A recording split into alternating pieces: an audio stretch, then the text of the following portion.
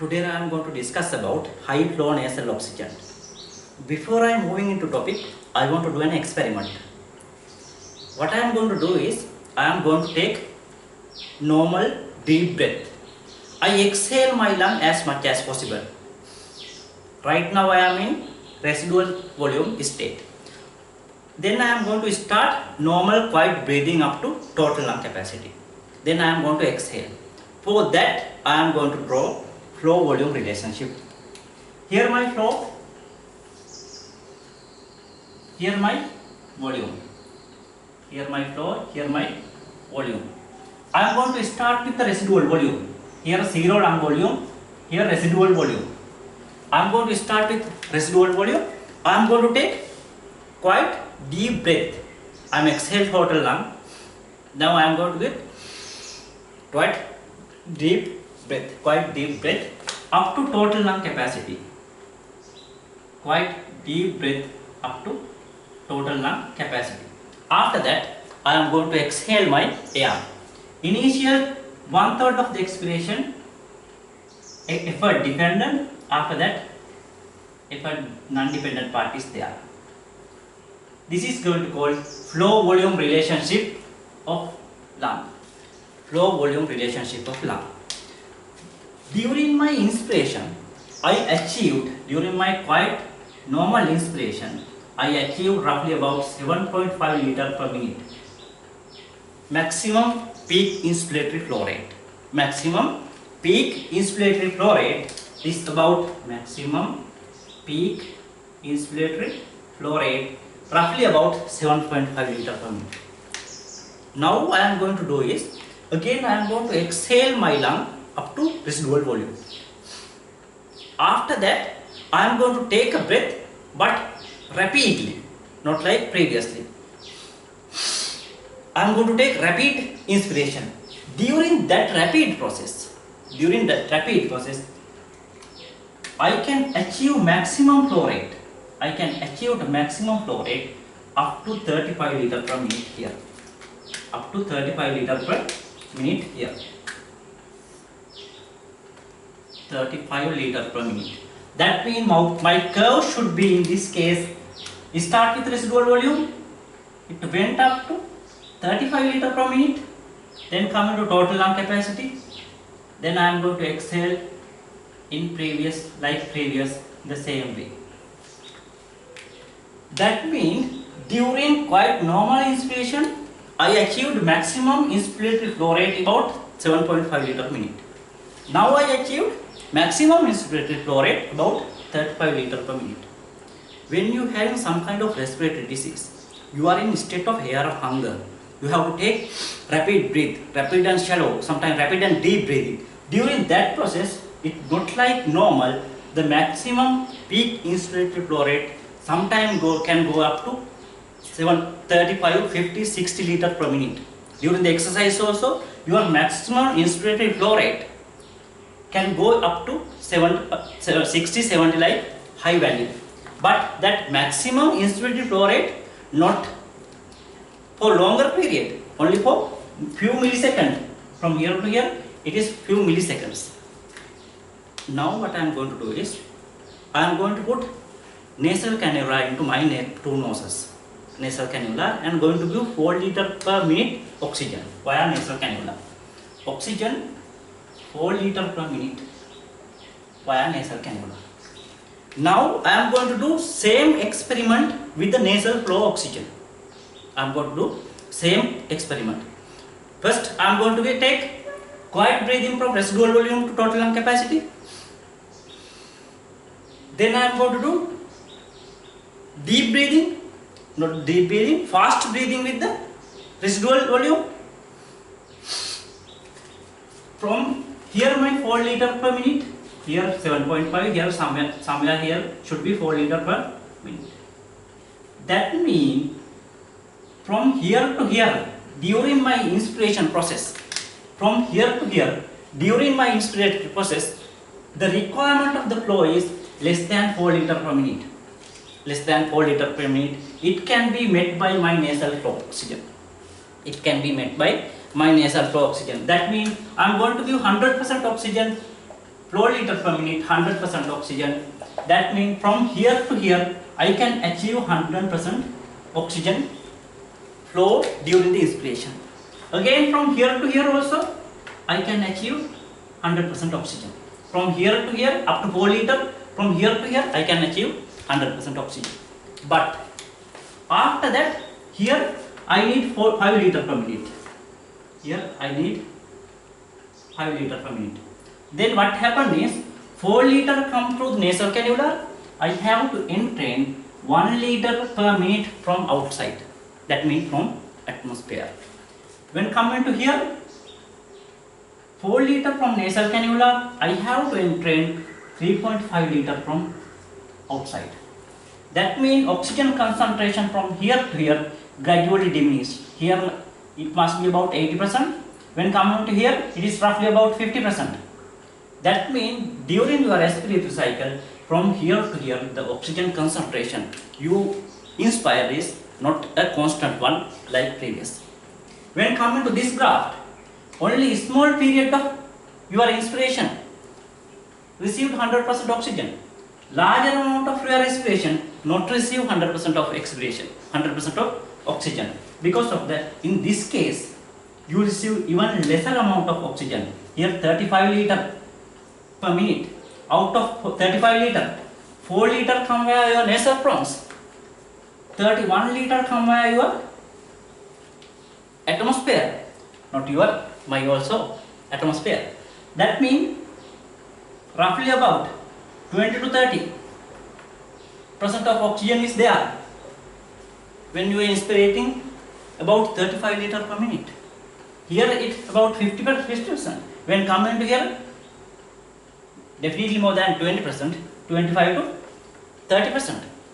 That means if you are not able to provide maximum peak inspiratory flow rate, your oxygen concentration during the inspiration with the nasal bronchs or nasal cannula will be going to change. If you are not able to provide maximum peak inspiratory flow rate with the nasal bronchs, your oxygen concentration will be going to be changed. Now what I am going to do is, I am going to give 7.5 liter per minute oxygen, 100% oxygen via nasal bronchs. If I give 7.5 liter per minute oxygen via nasal bronchs, when I take quite normal breathing, I can achieve 100% oxygen. But when I become disease state or air hunger state, or when I have some kind of respiratory distress, again it only achieve 100% oxygen up to this level. Up to this level. After that, again that previous thing happened. If you want to give 100% oxygen for this kind of patient, you have to provide at least 35 liter per minute 100% oxygen. Is it possible? Yes, you can insert nasal cannula, you can give 100% oxygen 35 liter per minute. But when we are providing such a large amount of oxygen, what happens is, hospital director also called you are going to give larger amount of oxygen to your patient. Oxygen going to be finished in our hospital. What the nonsense you are doing? Number 2, patient also complaining, nasal mucosal draining and irritating, sometimes bleeding as well. Not only that. Number 3, when you increase in the airflow to here, it will producing whistling noise like when you are inserting 3 or 4 patients in your ward, what happened? Sound throughout your ward. It is not good for at all. All the other patients also disturbing because of high flow nasal oxygen. Because of that, if you want to give 35 liter per minute oxygen via nasal bronchs, you have to modify the system. Now I am going to make a modified system to give 35 liter per oxygen via nasal bronchs. The problem achieved with the 35 liter, sometimes this value can go up to 70 liters per minute. That means our machine should be able to give 35 to 70 liter per minute oxygen via nasal bronchs. The machine I am going to build now should be able to give 35 to 70 liter per minute air flow via minute. That means 70 liter per minute. Number one problem they had is nasal mucosal drying because the large amount of dry air. You have to humidify it. Humidified air. What I am going to do is, I am going to either bubble humidifier or heated humidifier I am going to use. From that I am going to humidify this 70 liter per minute oxygen up to 95 to 100%. I am going to humidify it to 95 to 100%. Number 2, nasal mucosal drying. And air also, when air going into inside, air has to be dry, air has to be increased its temperature into 37 degree when we inhale it. Right now, I inhale air roughly about 25 degree. When it passes through nasal passage, it has to warm up to 37 degree. It has to warm up to 37 degree. Otherwise, alveoli become cool and cool. Your heat will be lost more and more. When you are providing this much of air with 25 centigrade, 70 liter per minute air, your temperature losing will be too much high. Because of that, not only humidified, I have to warm up my gas as well. I am going to warm my gas up to 33 to 39 centigrade. 33 to 39 centigrade. After that, third problem I had, now no irritation, humidification also achieved, no irritation because of the humidity, and warming also achieved. Now that sound is troublesome, not good at all. Whistling sound in your word. To prevent that, I am going to create a laminar flow in my tubular system. Laminar flow in my tubular system. How I can achieve laminar flow? When you are if you have seen nasal prongs, it come and then produce acute angle and go into your nose. Creation of those acute angle create turbulent flow. If you have a tubing system, if you create acute angle in the tubing system, the flow will come from here to here. The laminar flow, once it turn from here to here, most of the time become turbulent flow. Turbulent flow. Here laminar flow. What I am going to do is, I am going to make a tubing system in such a way with the less acute angle. Because of that, I can maintain the laminar flow. I am going to maintain the laminar flow, but by reducing the acute angle.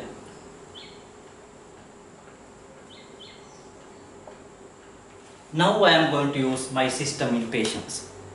Now I am going to use this system in my patients. What I achieved is, I achieved humidity 95 to 100%, warm 33 to 39, and I achieved laminar flow. After that I am going to use for my patients. But sometime my patient need 100% oxygen. Sometime my patient need 50 to 30% oxygen. Because of that, I am going to add air entrain part into this circuit. That means when we are providing 100% oxygen, this is Y system is there. I am going to provide oxygen from here. If I close this tube, total oxygen going to patient. In that case, you have to provide 35 to 70 liter per minute here. Or if you want to give 50% oxygen, you can give 17.5 liter to 35 liter per minute here.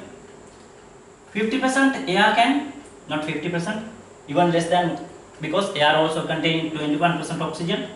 Even less than flow you can maintain from here, less than 50%. That means less than 17.5 liter air you can done from here. Air blend happening here. The measured amount of air can enter. Then the fixed amount of oxygen you can give from here. The total flow here should be more than 35 to 70 liter per minute. Whatever the thing happening here, the ultimate air flow come from this end should be more than 35 to 70 liter per minute. Should be more than 35 to 70 liter per minute. Now I am going to check what are the beneficial effect of my machine. I want to solve this machine to whole world. For that I am going to check what are the beneficial effect of my machine.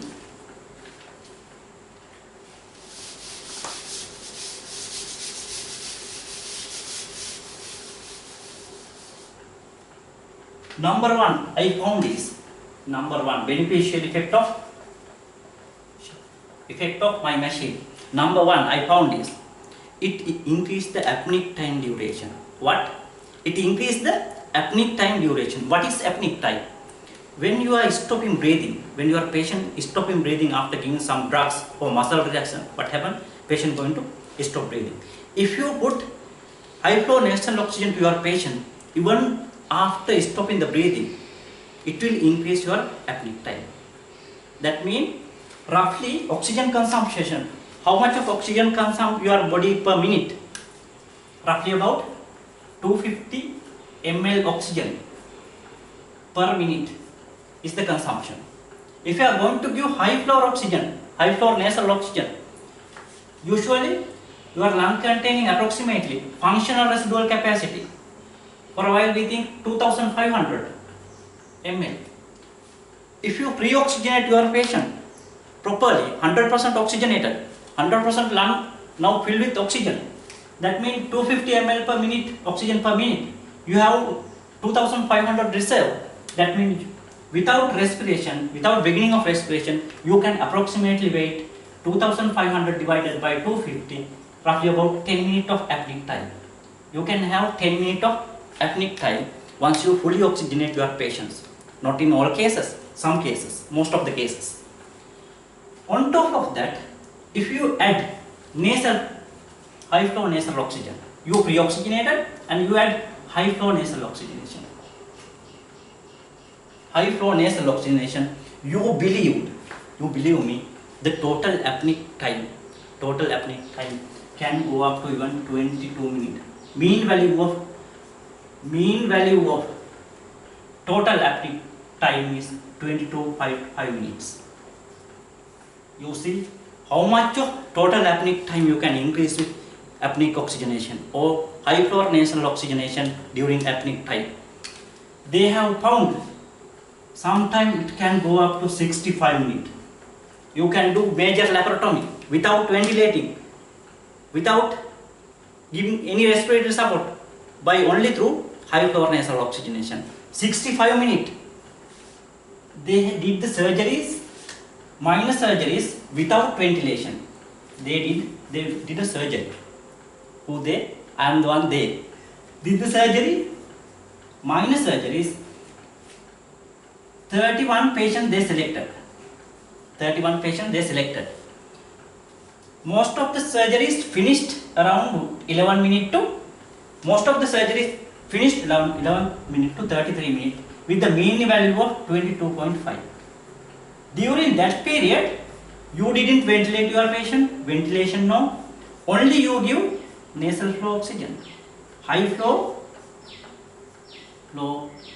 nasal oxygen.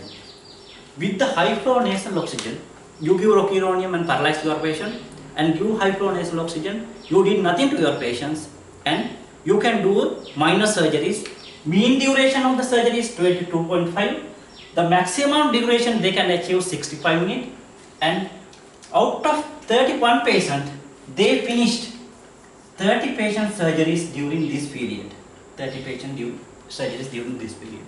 Unfortunately, one guy developed hypercapnia. Because of that, they have to start jet ventilation. They have to start jet ventilation for that patient. That means if you able to achieve high flow nasal oxygen during the pre-oxygenation period and followed by subsequent intubation period, you can have 22.5 minute average safe period of apnea. 22.5 average safe period of apnea. Here it is roughly about 10 minutes of average safe period of apnea. You see, you can more than double by providing high flow oxygen nasal cannula. Now, would you like to buy my machine? Yes, most of the people will be said yes. Not only that, there are other Beneficial effect. Number one beneficial effect, increase apneic time.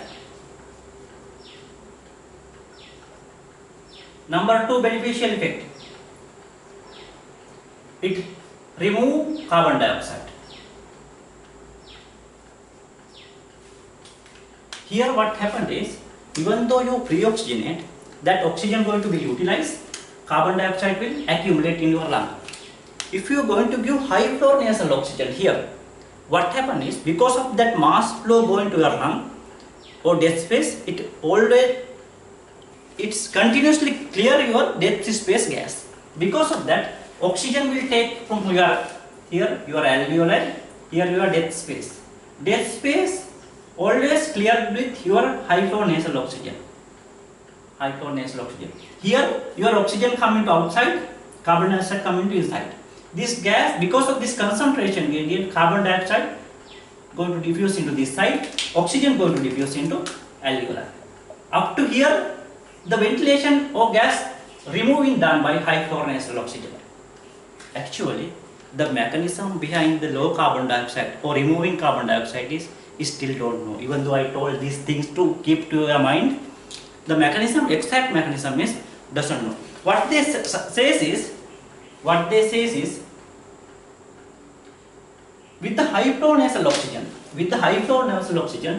during the supraglottic area, they create turbulence of the flow.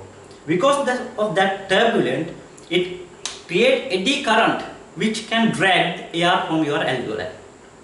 That means you can remove carbon dioxide from alveoli. Remove carbon dioxide, how? Number one is supraglottic turbulence. Supraglottic turbulence create eddy current which can drag air from alveoli. Number two, cardiac oscillation. During your cardiac contraction, little bit of pressure applied to your lung as well. Because of that pressure, air from that area can go into, again come back to your larger area and you can exhale. Those are the two theories they say during the apneic ventilation, carbon dioxide removal mechanism. Other beneficial effect, I already told you,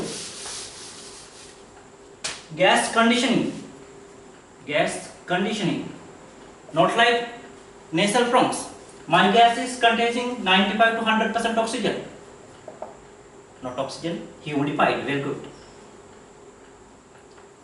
I can give fixed amount of gases, either 50%, 60%, 70%, 80%, 90% like. I can give a guarantee to amount of gases. Oxygen concentration, predictable. That means if you want to do arterial blood gas analysis, you should know what is the amount of oxygen you receive your patients. In case of nasal prongs, you can't comment about your arterial blood gas analysis, is oxygen level. Here we can easily talk about the oxygen level, because unfortunately, even though you provide this much of oxygen to your patient, the amount of alveolar gas which present in alveolar, oxygen present which is in the alveolar is, you can't assess. You can't assess the amount of gas present in the alveoli, but roughly you can say 50% oxygen or 60% oxygen, or even you can achieve 100% oxygen via nasal cannula. It can easily achieved with patient with normal breathing, or patient with spontaneous breathing. When you paralyze your patient like previously and without oxygenation, you only put the nasal prongs. In that case, you can't say alveolar oxygen concentration properly. Spontaneous ventilation or spontaneous breathing, yes. IPPV or intermittent positive pressure ventilation, or supported ventilation with nasal prongs. Can you support ventilation with nasal prongs? You can't. Here you can predict the amount of oxygen. Apneic oxygenation,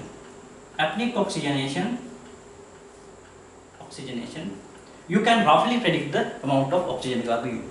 You can roughly predict. Gas conditioning is 95 to 100% humidification achieved with my one. you can roughly predict amount of oxygen you are giving, and not only that, because of I humidified and I heated gas, my gas is also heated to 33 to 36 degree, sorry 39 degree, 36 to 33 to 39 degree. Because of those things, mucosal draining is minimum, mucosal draining minimum, reduce atelectasis, because no mucosal draining, no alveolar collapse. So I want to solve this machine somehow, because I am the one create this machine. I say increase apneic time, remove carbon dioxide, gas conditioning is there, and in addition to that, one of the major important thing is there. That is, when we giving oxygen with a high flow, it create positive pressure in my upper airway cavity. It create positive end expiratory pressure in my airway cavity. I want to highlight it here. With the high flow, it create positive airway pressure. Up to 35 liter per minute, up to 30 liter per minute, you may not create positive airway pressure, positive end expiratory pressure. Here, I am going to draw a pressure with the time. I am going to start with 10 liter, 20 liter, 30 liter, 40 liter, 50 liter, from here to here. First 10 liter, increase pressure, decrease pressure, increase pressure, decrease pressure into zero level. Again 10 to 20, it went up a little bit up, but again coming to baseline. 20 to 30, it went up to 30, again come back to baseline. After 30, what happened is, it go up, it never come back to baseline, like this. After 40, it again go even up and keep remaining in the upper side. From here to here, it is create, after about 30 liter per minute, it create about 3 cm H2O, peak and expiratory pressure. Roughly about 3 cm H2O positive airway pressure. After about 40 liter per minute, it create 4 cm H2O. After about 50 liter per minute, approximately it create 5 cm H2O positive air pressure. It is dangerously easy to keep in mind. 30 liter 3, 40 liter 4, 50 liter 5, 20 liter 2. You are wrong. Up to 30 liter, no positive airway pressure create, because 30 liter happening in the normal quiet breathing even. Now I had 30 liter pressure. Because of that, after about 30 liter, you get 3, 4, 5.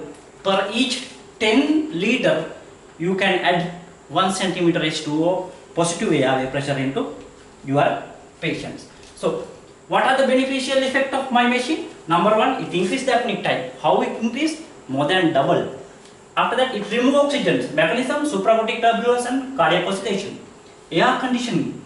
Oh, gas, not the air conditioning. Gas conditioning. Air conditioning is some kind of thing, cooling of the air. Here what happens is, 95 to 100% of humidification you can achieve with heater humidifier. Oxygen level you can predict. Not only that, you can heat your gas up to 33 to 39 degrees centigrade. Mucus draining reduced, atelectasis reduced. In addition to that, you create positive airway pressure in your lung after about 30 liter per minute. It will improve your oxygenation by keeping alveolar open. Positive end expiratory pressure, or PEEP, is one of the good thing to apply in patient with positive pressure ventilation. Sometimes it's good, sometimes it's bad, but optimum PEEP is the thing you should apply to your patients. Now what I am going to do is, I am going to check what are the areas you can apply these machines. This is the beneficial effect. I am kind of representative for this machine. This is the kind of beneficial you can achieve. Now I am going to tell, in this case you can apply this machine. Please buy this machine.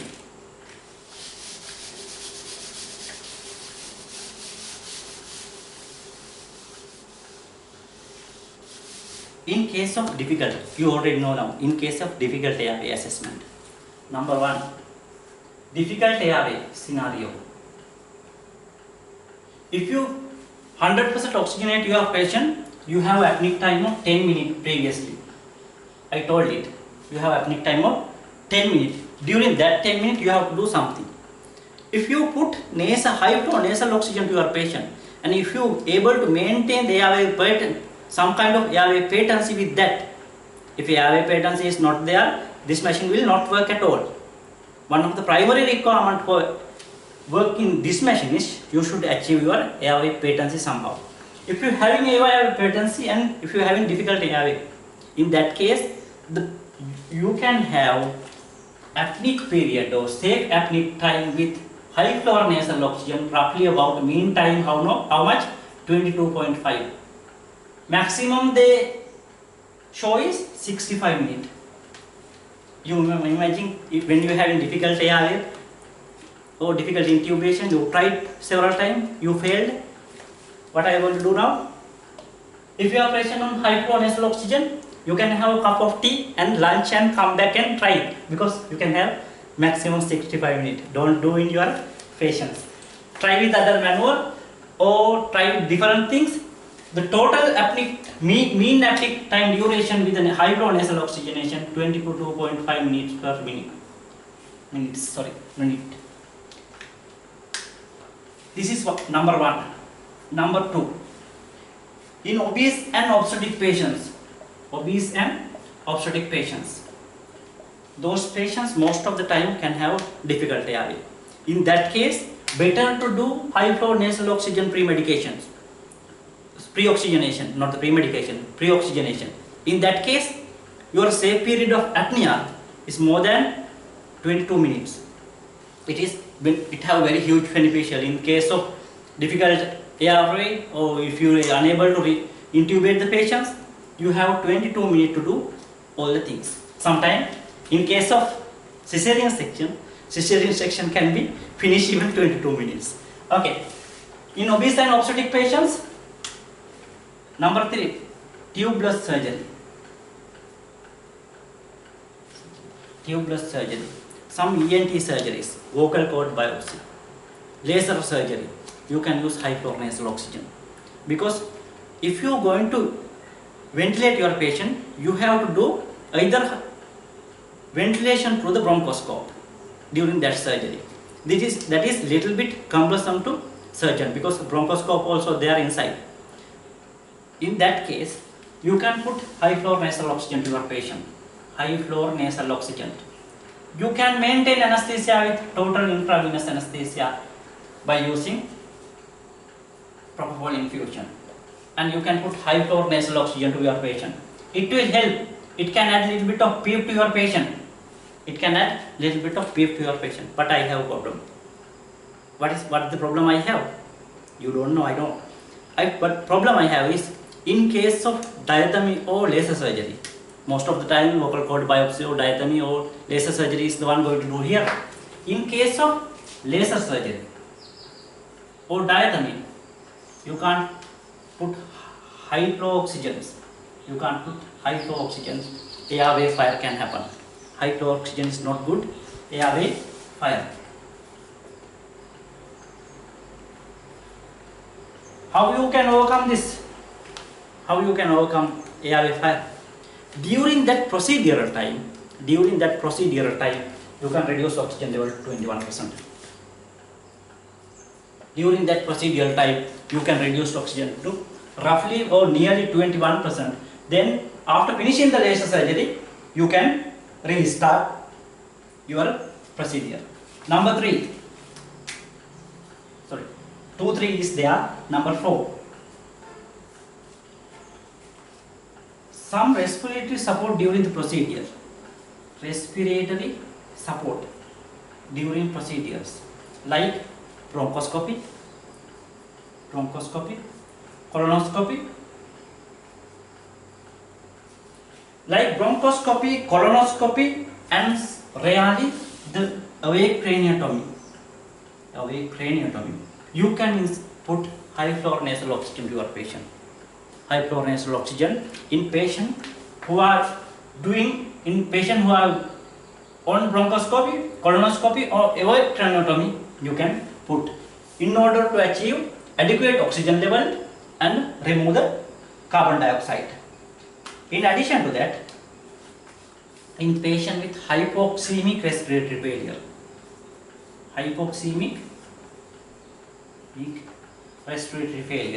you can put high flow nasal oxygen.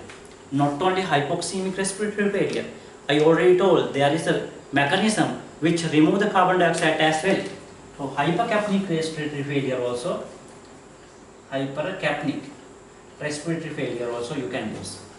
But in patient who having hypercapnic respiratory failure, if you are going to give high flow oxygen or high concentration oxygen, what happen is they having oxygen dependent drive in their respiration. Because of the high oxygenation, the respiratory drive also can go up, down. Because of that, hypocapnic respiratory failure, if you are going to use high flow nasal oxygen, you should be extremely careful. Definitely, yes, hypoxemic respiratory failure, definitely you can use your high flow nasal oxygenation. Then those are the beneficial effect. But last, slowly and the least manner, I should tell the bad effect of my machine as well. I am not going to tell it first, because the person who going to buy my high flow nasal oxygen machine not willing at all, then in that case I show all the beneficial effect and what are the surgeries you can use, what are the procedures you can use my machine. Even with the hypercapnic respiratory failure, this can use. After that, I am going to tell those are the drawback of my machine. I am going to tell it very brief manner. Usually the representative, you bring those machine, again do the same manner, very soft sound, and very briefly they are going to tell the bad effect of their machine. Number 1, you should have patent airway to apply in high flow nasal oxygen. You should have patent airway to apply the high flow nasal oxygen. You should have patent airway. If you anesthetize your patient, you can roughly achieve 70 liters per minute without trouble. Non-anesthetized patient usually 30 liters per minute. Non-anesthetized patient also you can give 70 liters per minute, but usual value is about 30 liters. Here 70 liters per minute. Once you anesthetize or once you paralyze, sometimes you have to keep the jaw thrust. Sometimes you have to keep the jaw thrust, or sometimes you have to apply nasopharyngeal or oropharyngeal airway in order to deliver your high flow nasal oxygen. If your nasal passage is not patent, no point of applying high flow nasal oxygenation. In that case, you have to have definitive airway. Number 2, even though I told carbon dioxide is removed during the high flow nasal oxygenation, part of the carbon dioxide going to be accumulation. Number 2, carbon dioxide accumulate. Can you measure the amount of carbon dioxide? Again, difficult, because nasal prongs come, deliver the oxygen and it's removed. You cannot assess the alveolar level of carbon dioxide. In that case, CO2 accumulate, difficult assess of the carbon dioxide. You have to have some kind of pulse oximeter like probe to assess the carbon dioxide. Now those kind of probe available in the world. So carbon dioxide probe you have to have probe. In case of hypercapnia, other one, carbon dioxide associated complications. Patient can have tachycardia. Patient can have high blood pressure because of carbon dioxide with bound impulse. Increase cerebral blood flow.